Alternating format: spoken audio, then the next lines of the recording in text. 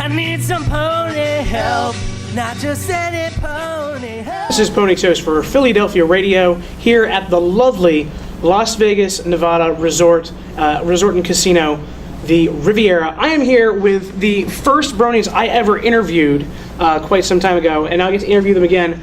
Please welcome the Beatle Bronies. Over here I've got Pony One Kenobi. Over here I've got, oh my gosh, I'm never going to get your names right. Hergus Bridge. What's this? Hergus Street. Hergus Bridge. Ridge. Hergus Ridge. I've got Equestria Dude, and I've got Cutie Brony here. Hello? It's just your name. I think it was your name last time too. I could never get it right. So how have you guys been since the last time we talked? Busy. Free. And then not so busy. Busy. Yeah. Busy. Yeah. Both with like real life work and solo projects and Beatle Bronies projects. So there's been a lot going on. That's cool. The last time that we talked, let's see, what was the song that just come out? It just come out when we talked. What was it? The song with Tank?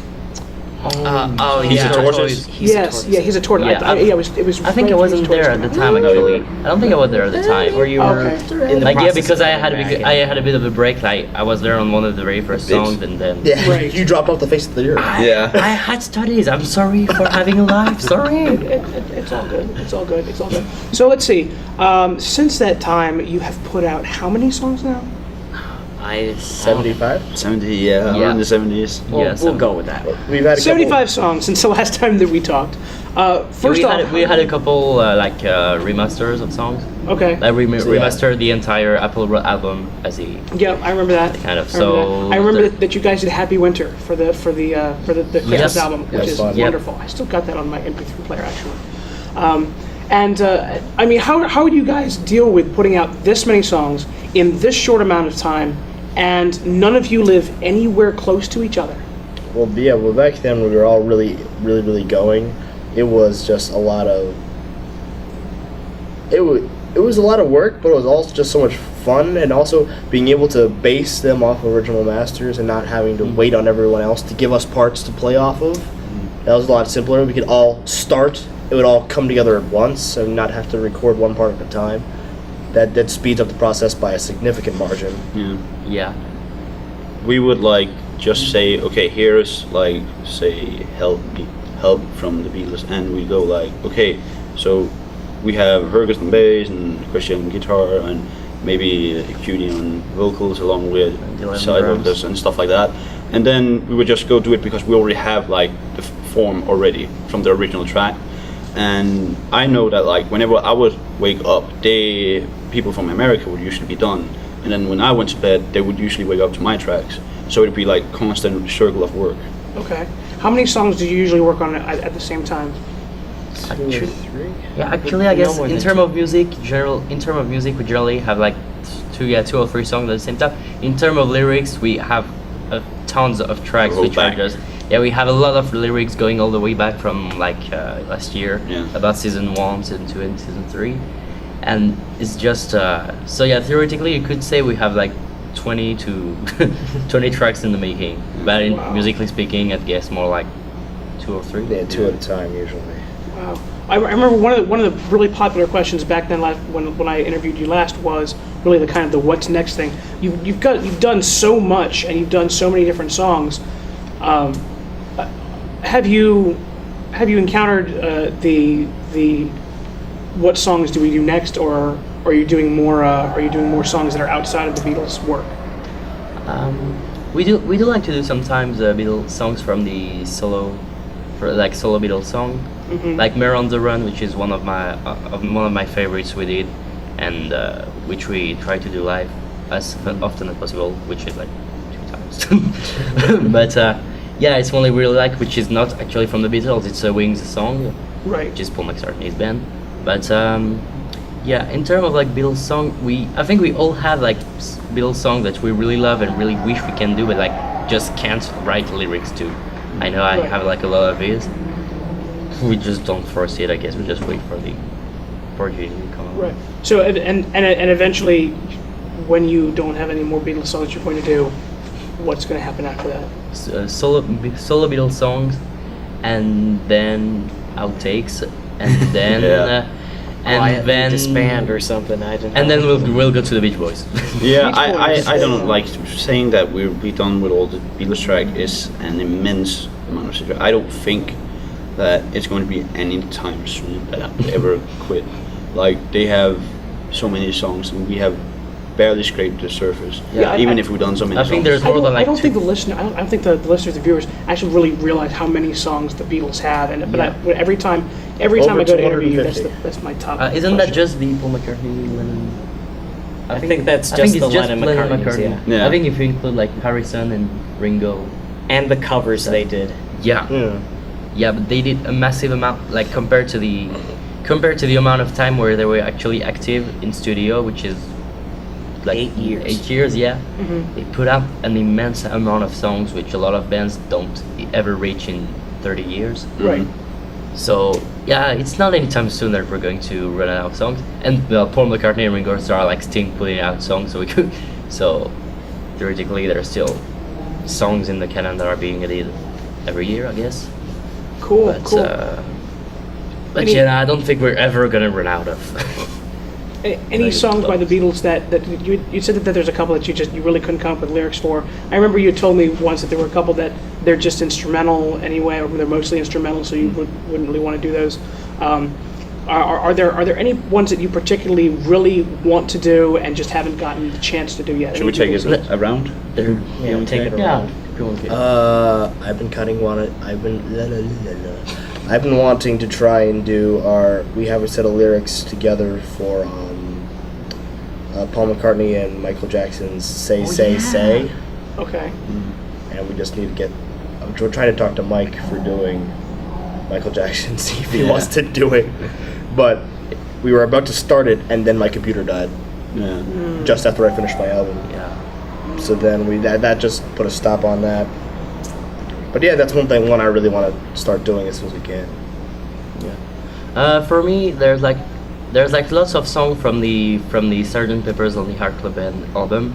We only did like Sgt. Pinky and We Will Have from My Friend.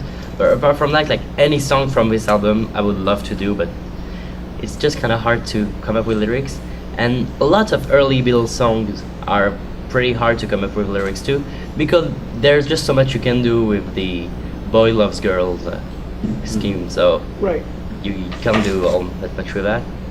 And also, I don't know, lots of McCartney song I would love to do, but like especially from the album Ram, I think you actually got some lyrics. Like I wrote, I had written lyrics for Too Many People, like Too Many Pinkies, the obvious one after the episode.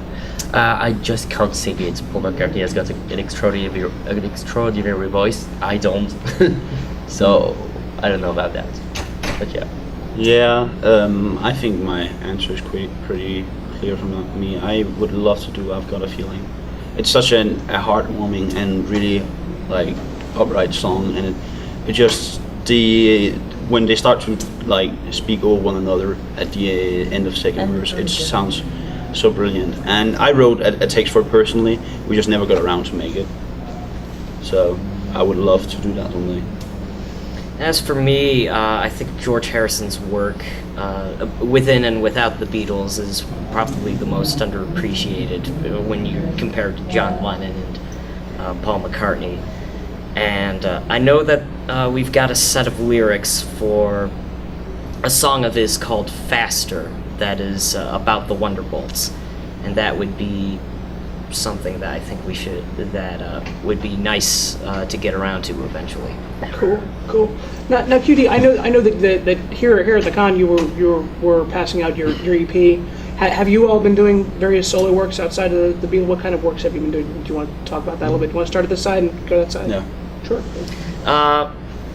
Basically, I've got a sort of a musical career besides ponies, and my latest venture is a band called Quiet Desperation that I do with a friend of mine who lives in Florida. And we finally completed an EP, even though I had material for an album for a year or so.